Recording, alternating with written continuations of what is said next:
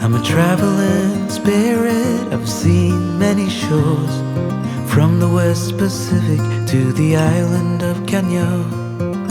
They treat me like a son anywhere I go, and even though no one can tell, I still feel that I'm alone. I'm alone, I'm alone. Isn't it strange the way that I look at you? You can't turn away all the things that you make me do.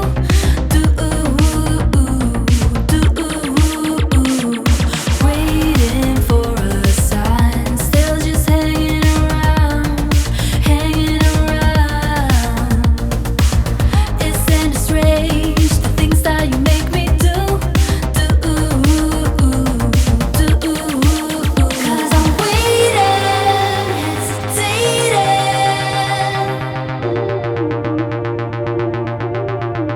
There's a feeling so revealing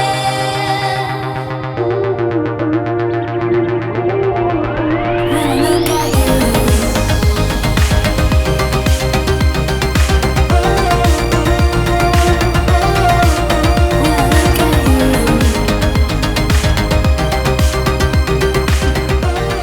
After a very wet and rainy drive, we have arrived in the city of Lubeck.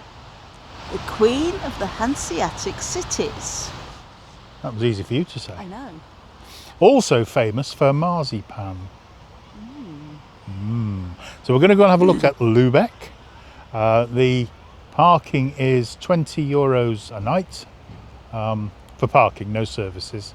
But it's a city centre car park. And there are so many spaces. You can't get much closer than this. The gateway to the old city of Lubeck. And to cap it all, Lubeck is a UNESCO World Heritage Site, which seems to make that one down there very happy. Absolutely fantastic place to stay. Easy walking distance to the beautiful Queen of the Hanseatic cities, with fantastic shopping. There's a Woolworths and a C&A. Slightly nostalgic, but brilliant shops. And fantastic cafes, restaurants, bars, museums, interesting churches. This city has so much to offer.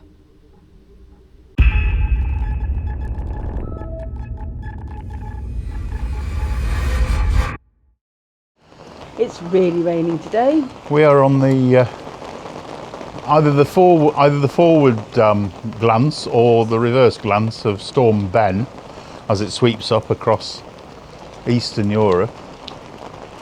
And today we're on the hunt of some marzipan, but brought you initially to this market square. And despite the rain, it is beautiful. My coat has decided that it no longer wishes to be waterproof, which is a pretty bad start, really.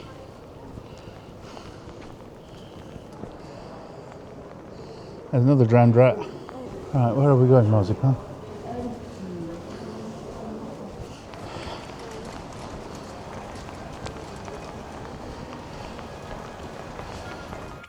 We eventually found the Niederegger Marzipan shop, and the museum is on the first floor. It tells of the link to the history of Lubeck, with marzipan becoming a product apparently invented there in the early 1400s, as supplies of the precious almonds and sugar from the Orient becoming a sustainable commodity due to Lubeck's position as a vital hub for the Hanseatic League. Marzipan started life as a health product, only being made by members of the Apothecary Guild. It is said that during the famine of 1407, marzipan was created to feed the starving. It wasn't until 1806 that marzipan became the confection we enjoy today. Of course, marzipan dates further back, as its origin in Persia was recorded in 860, but again more as a health food than a sweet. Although marzipan is made all over the world, The Lubeck marzipan is a protected product, and any marzipan sold with that name must be made within Lubeck to their own specific recipe.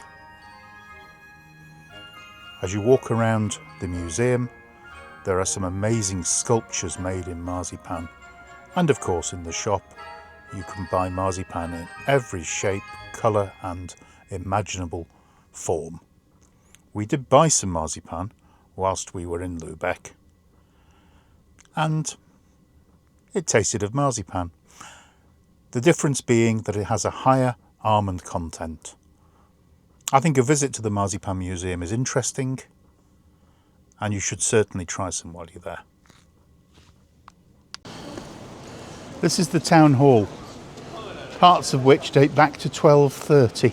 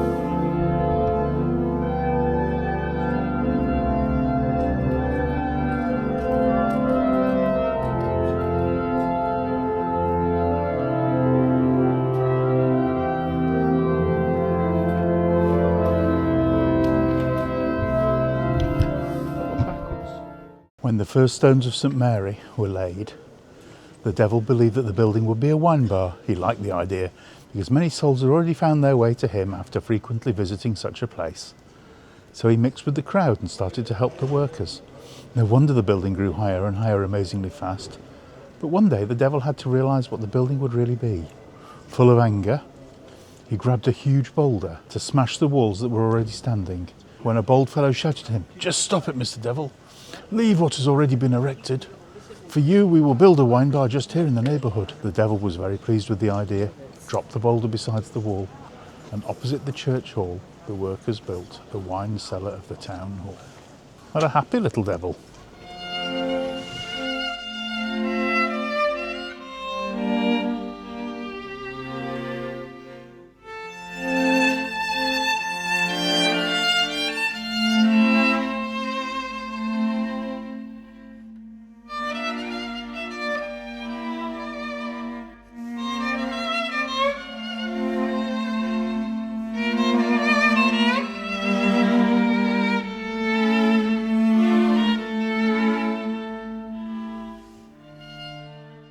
And now, with a bit of luck, we've found a cafe that has gluten-free and dairy-free offerings. The Cafe Marais.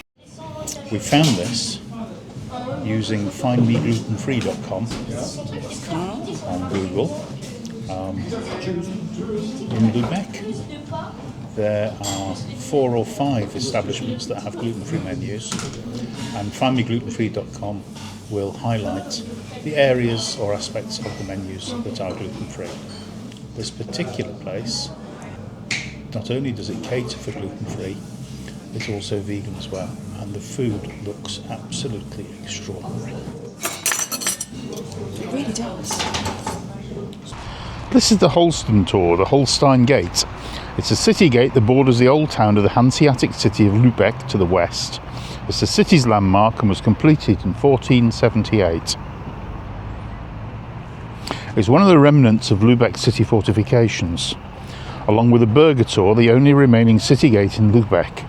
For more than 300 years it stood as the Middle Holsten Gate in a row with 3 other gates that were demolished in the 19th century.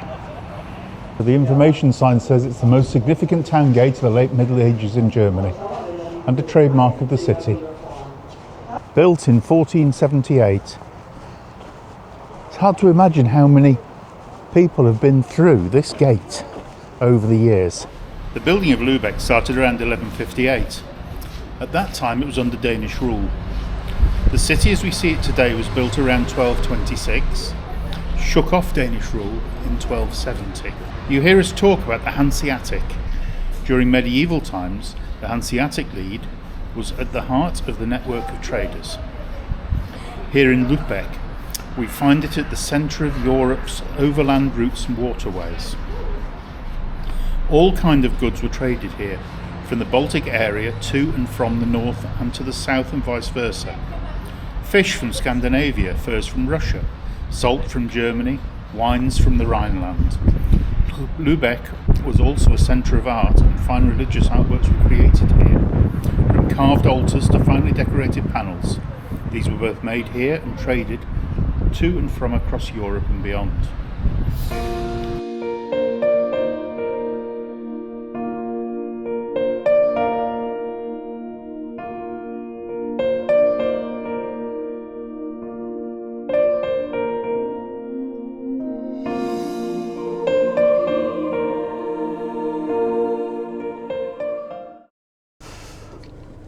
So after leaving Lubeck this afternoon, we came to find a Wash Me laundrette, which was located in a place called Rostock, which is the footage that you're seeing now. Rostock is in the former East German Republic. So this area was in Soviet hands for about 50 or 60 years. And I have to say, I wasn't prepared for what we found when we entered Rostock. The brutalist Soviet architecture made it feel quite oppressive. Now, I think I'm probably being very unfair. The supermarket where the laundrette was lovely. Quite taken aback by how many shops there were. And the supermarket was so big, I actually got lost in it. When you're out on the road, you have to live with kind of your spidey senses. And if you don't feel comfortable somewhere, there are a few park-ups in and around Rostock. But if you don't feel comfortable, then it just doesn't work, because you can't sleep somewhere where you're a little uncertain. I think I'm probably being unfair to Rostock. So we're moving on a little way. We've got about an hour up the road to a strange sounding stop. We'll tell you about that when we get there. So after the madness of Rostock, we really needed somewhere quiet, and we decided to come here. We found on Search for Sites a salt manufacturer. So we came here. We met the most wonderful person who has built, and there's some photographs coming up, who has built a tower of salt. 32 tons of salt, Himalayan salt from Pakistan, cut into blocks and built into a tower. They offer a variety of therapies using the salt. We opted for the inhalation therapy. 45 minutes sitting in a room with salt in suspension, in a steam suspension, and it's really invigorating. Now, as you know, Darrelle's had some issues with her throat, so hopefully it will help to clear those airways. But what an amazing place. And he makes so many different flavoured salts, and Himalayan salt, lamps. It's just incredible. You really should visit here if you're in the area. In fact, it's worth making a detour because it's just so unusual. And if you're in a camper van, you can stay too. So there's Claude. He had a good night, and now I'm going to go and have a shower before we move on.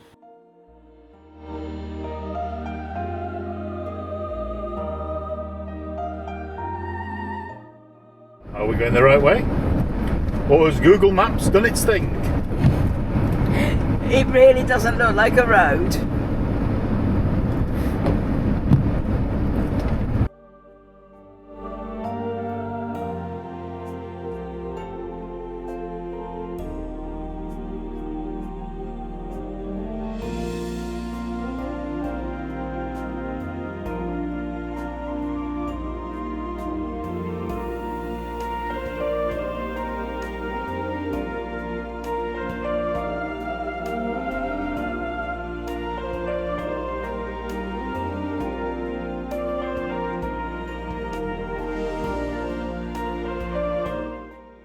So, now we visit a mustard mill.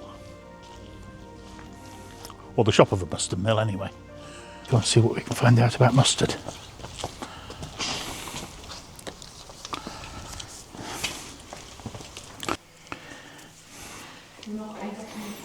Oh, so there are 29 different mustards.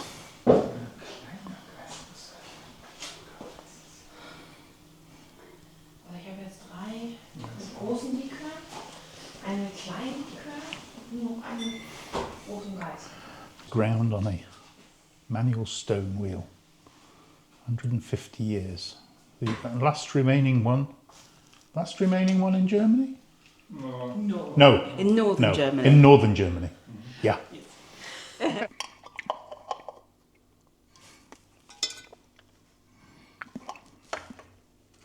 to give me this one, aren't you? I am. Oh, that's like jam. That's really nice. It is. It's a bit like pineapple-y mango chutney. Yeah. Yeah.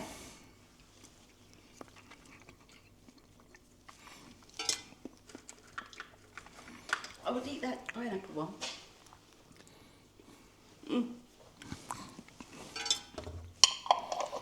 Guess the fruit. Is that the cassis one? It is. Once I get cassis in my head, I can't put this on.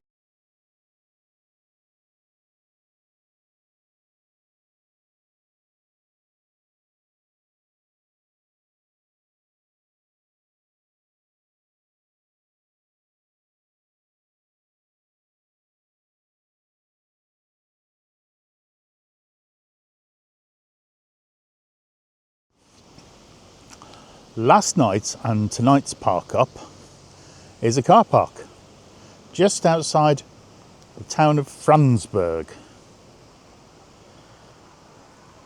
It was quiet, you know, despite the fact there's a road there. Looks as though it could be major, but it wasn't. Really quiet last night. The only noise was the rattling and shrieking of the cranes.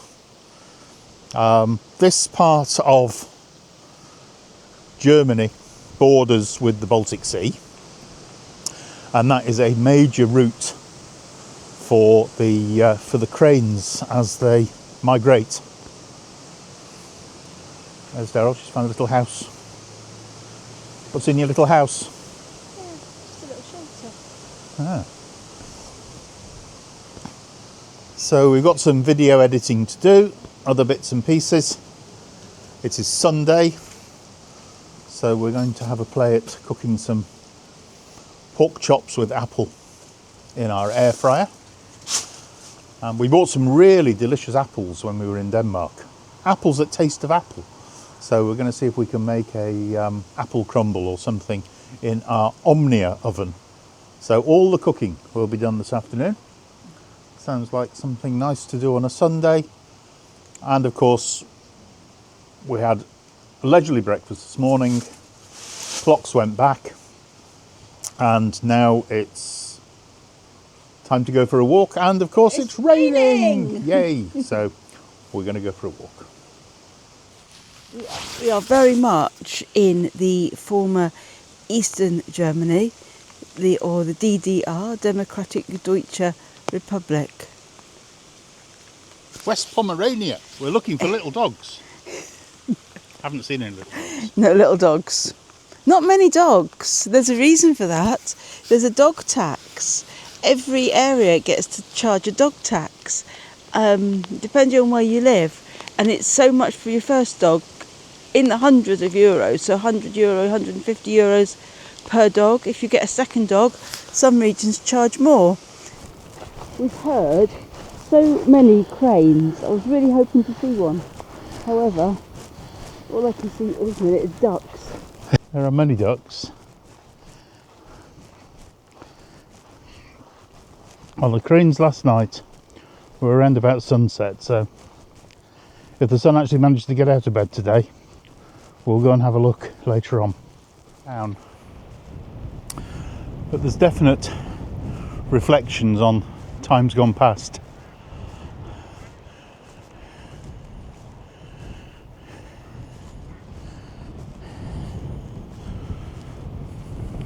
It's very quiet today.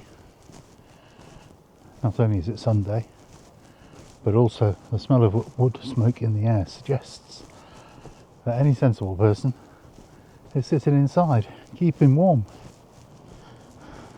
Franzburg was actually part of the United Kingdom of Sweden in 1605.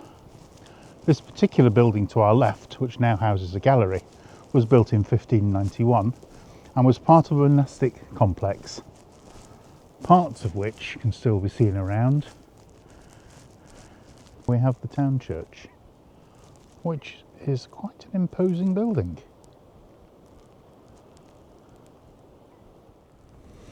The subject of German history is very complicated, as is all history if you try and summarise it. But really interesting that this area was part of Sweden. It was then became part of Germany. It then became part of Eastern Germany. Then after reunification, back to being part of Germany. And there's probably a whole load of other stuff in the middle. And all along, people lived here because that's where they lived. Here is the cloister garden, a remarkable crop of apples and pears. The little building just in front of us, through the orchard, is called a Wiek house. These were defensive points built into city or town walls. It was renovated in 2009, now houses a cafe. You might just be able to hear the cranes flying overhead. As I said, noisy beggars. We pulled up at a place to park that was on Park for Night. It was a scrabby car park at the side of a lake. Would have been absolutely fine, but very busy road. And a couple who were walking their dogs approached us and said, "We have a Park for Night in the countryside, 8 kilometres away. Follow us." And so we've followed them. Looks really lovely. The reviews on Park for Night are all 5-star, and better than a car park at the side of a road, although that would have been absolutely fine. Well, I have to say, this is an idyllic spot.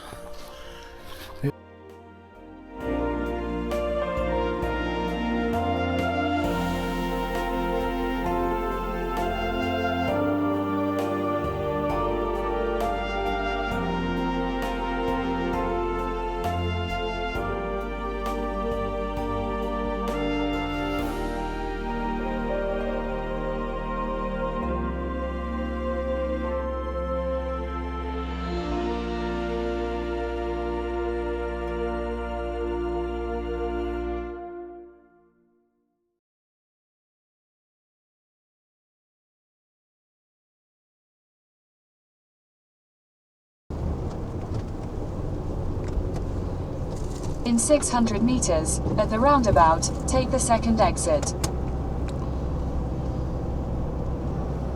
Here we say goodbye to Germany and hello to Poland. And there we are.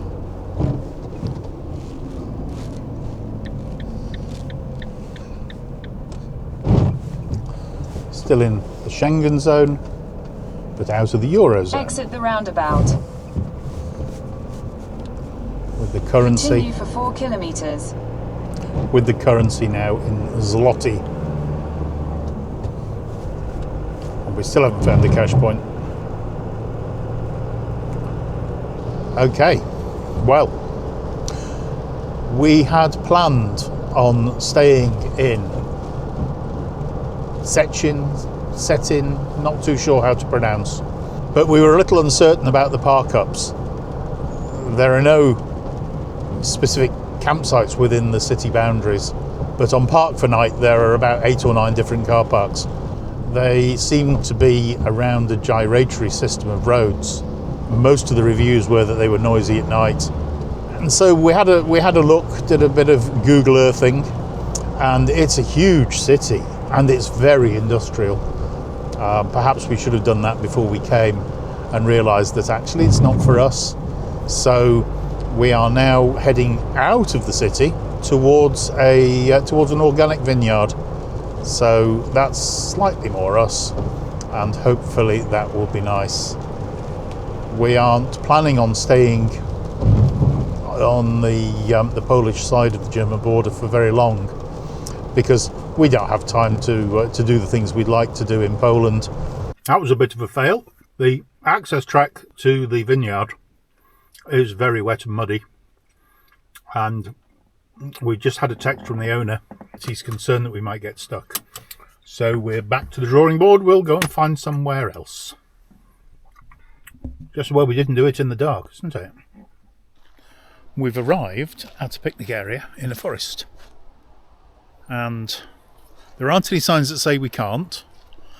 It's getting on for 3 o'clock in the afternoon on a wet, dreary October day. I don't think that will be a problem, so we're going to give it a shot.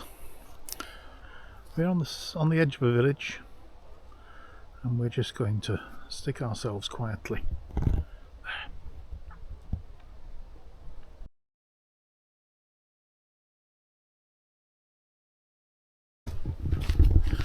The colours of autumn are stunning, and today with the sunlight glinting through the trees makes the leaves almost look translucent.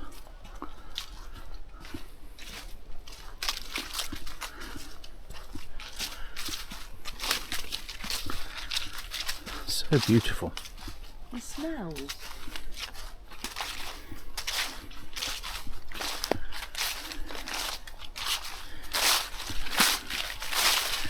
And the leaves.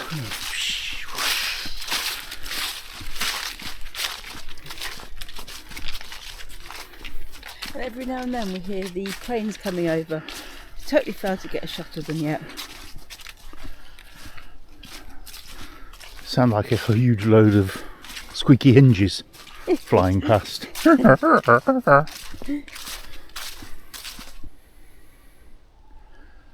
keeping our eyes peeled, because in this part of Poland there are wolves, there are deer,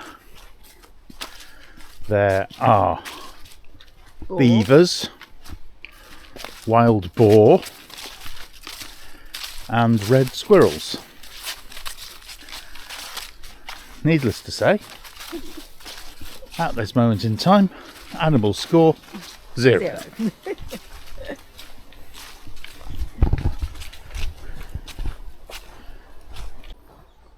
So many mushrooms, it's time to say... Not much room left. There you are. Had to let him do it. Sorry. I'm just such a fun guy.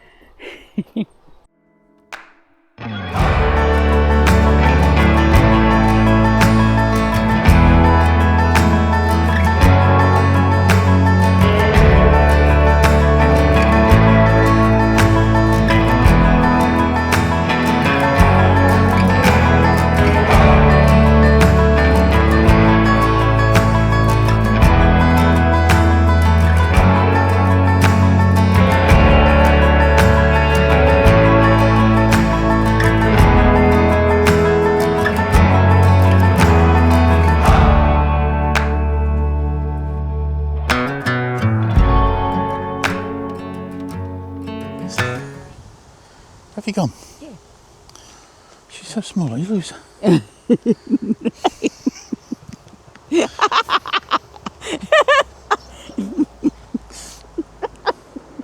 What was that? What am I? Yeah, no comment. So one of the apps that we use, see, you've got shadow on your face. Shadow on your face. Shadow on your face. There you go. One of the apps that we use is called Atlas Obscura. And Atlas Obscura allows you to look in an area and it will give you things that you might not ordinarily find. So this morning, which is obviously a themed forest day, we're going to go and have a look at a crooked forest. So We'll tell you a bit more about it when we get there. yeah, it might be exciting or it might not. I think it's a bit strange. So the area where the crooked wood is situated is simply part of a major pipeline which runs to some chemical works. And just over the pipeline you can see one of the Soviet style housing blocks. There are many in this area. So we're here in the crooked forest. It's very strange. Planted in 1925. Darrelle will tell you a little bit more about them. There are 3 theories as to why the trees are crooked. The first one, which I think we can discount immediately, is that there's some sort of weird gravitational pull. Really?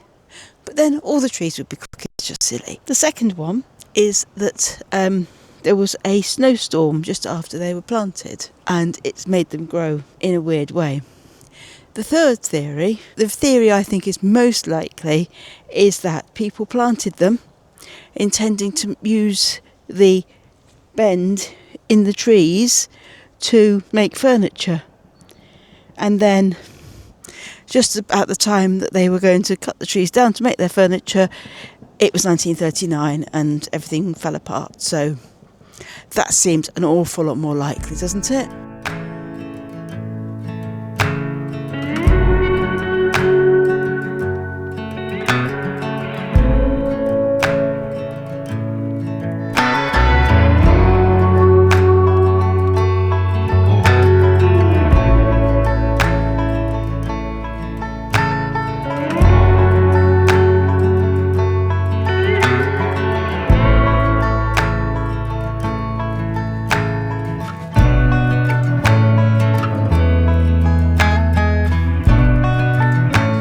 Theory 4, which isn't in any of the on the website or anything else, is that he's done this, somebody's done this deliberately, and then realised it hasn't really worked because they haven't bent in any sort of uniform way, so it's not really usable. So just abandoned it. Again, that seems pretty likely, doesn't it?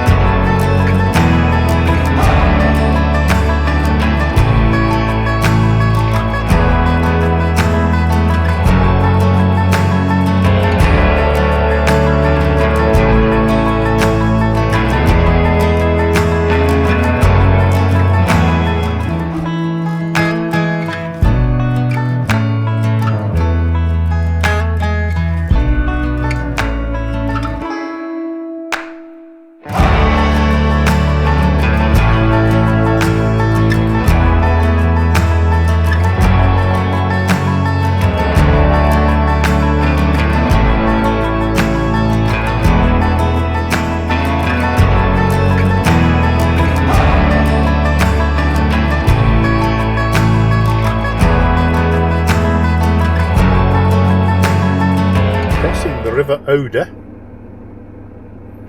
and the border between Poland and Germany. It's quite the chicane.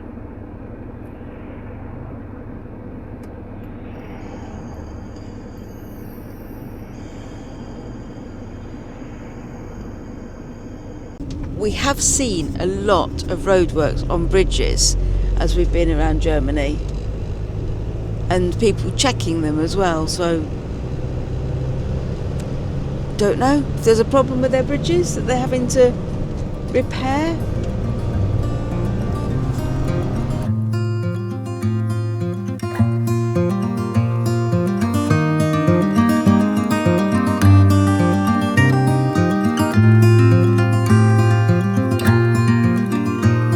I'm a traveling spirit, I've seen many shores, from the West Pacific to the island of Canyo. They treat me like a son anywhere I go, and even though no one can tell, I still feel that I'm alone. I'm alone, I'm alone, I'm alone. Leave me stranded, I know how to handle it all